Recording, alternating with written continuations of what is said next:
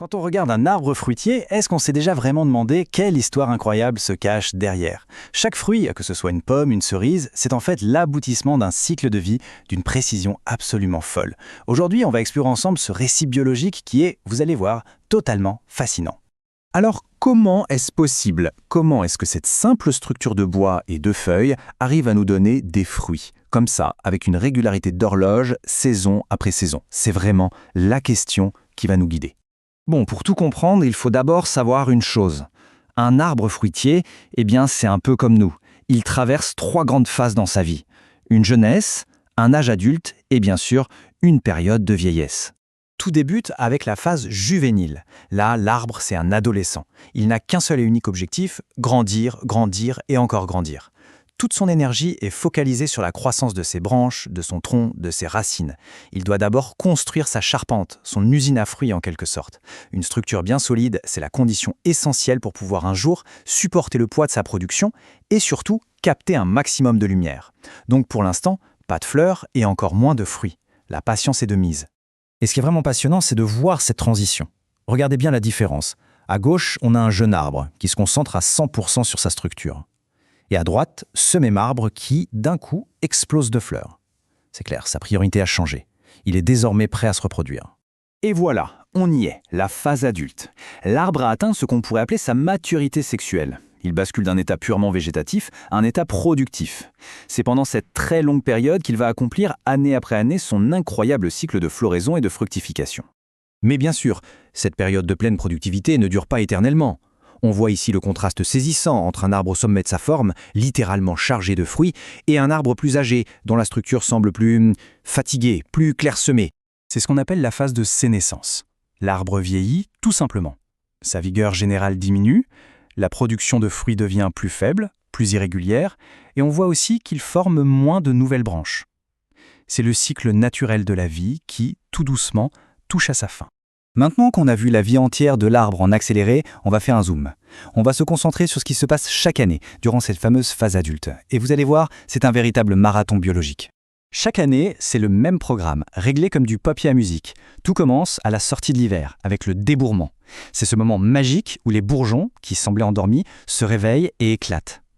Juste après, c'est la floraison, un spectacle magnifique, mais aussi une étape cruciale pour la reproduction. Une fois la fécondation réussie, on passe à la noison. La fleur se transforme, tout discrètement, en un minuscule embryon de fruit. Ce petit fruit va ensuite passer tout l'été à grossir, à se gorger de sucre jusqu'à sa maturité. Et enfin, à l'automne, avec la chute des feuilles, l'arbre entre en dormance. Il se met au repos pour affronter l'hiver et tout recommencer au printemps. Un cycle d'une précision remarquable. D'accord. Mais pour que tout ce grand cycle puisse démarrer, il faut un point de départ. Une toute petite structure, mais qui est absolument fondamentale. Allons voir de plus près, allons voir au cœur du bourgeon. Regardez-moi ça. Chaque petit bourgeon qu'on peut observer sur une branche en plein hiver, c'est en réalité une usine en sommeil. Il contient déjà toute la promesse de ce qui va suivre. Une future feuille, une nouvelle branche, ou bien la fleur qui donnera en fruit. Tout est déjà là, en miniature. Et si on pouvait regarder à l'intérieur, comme avec un microscope, voilà ce qu'on verrait. Ce n'est pas juste une petite bosse. C'est une structure d'une organisation incroyable, avec des ébauches de feuilles, d'autres bourgeons, tout est déjà en place, prêt à s'activer dès que le printemps donnera le signal. Alors, quel est le moteur de tout ça? D'où vient ce pouvoir de création du bourgeon? Eh bien, la réponse, elle se trouve dans un groupe de cellules vraiment spéciales, ce qu'on appelle le méristème. Le méristème, pour faire simple, c'est le cœur du réacteur de l'arbre.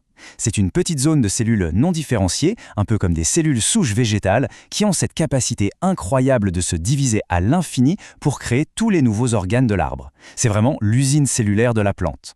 Et ce qui est fascinant, c'est qu'il n'y a pas un seul, mais plusieurs types de méristèmes qui travaillent en équipe. Au bout des tiges, il y a les méristèmes apicaux. Leur boulot, c'est de faire grandir l'arbre en hauteur. Ensuite, il y a les méristèmes secondaires qui font grossir le tronc et les branches en diamètre. Et enfin, les méristèmes axillaires qui se trouvent à la base des feuilles et qui vont donner naissance aux nouvelles branches. Une organisation parfaite pour conquérir l'espace. On arrive maintenant à l'étape la plus magique, le vrai tour de passe-passe de la nature. Comment est-ce qu'un méristème, qui est programmé pour fabriquer des feuilles et des tiges, décide tout d'un coup de construire quelque chose d'aussi différent et complexe qu'une fleur? C'est une décision absolument cruciale. Ce changement, ce n'est pas du tout un hasard. Il est déclenché par des signaux externes très précis. Par exemple, l'accumulation d'un certain nombre d'heures de froid pendant l'hiver ou l'allongement de la durée du jour au printemps. En gros, l'arbre sent que les conditions sont idéales. Le méristème reçoit alors l'ordre de changer de programme. Il passe du programme construction de l'arbre au programme reproduction. Ce passage se fait en 2 temps. D'abord, il y a le virage floral. C'est un changement interne, invisible. Le méristème se réorganise, il se reprogramme pour devenir une fleur.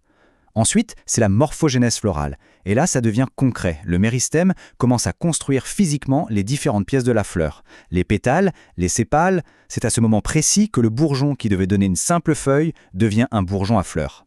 Et voilà le résultat, c'est le bouquet final de cette cascade de décisions microscopiques. Un arbre en pleine floraison. Il faut imaginer que chaque fleur est l'aboutissement de ce programme reproducteur qui s'est activé en même temps dans des milliers de bourgeons. C'est juste un exemple brillant de coordination biologique à grande échelle. Alors, la prochaine fois qu'on croque dans un fruit, peut-être qu'on pourra prendre juste une seconde pour penser à tout ça, à ce cycle de vie qui s'étend sur des décennies, à ce marathon incroyable de chaque année, et à toutes ces décisions cellulaires qui ont transformé un petit bourgeon en fleur, puis en fruit.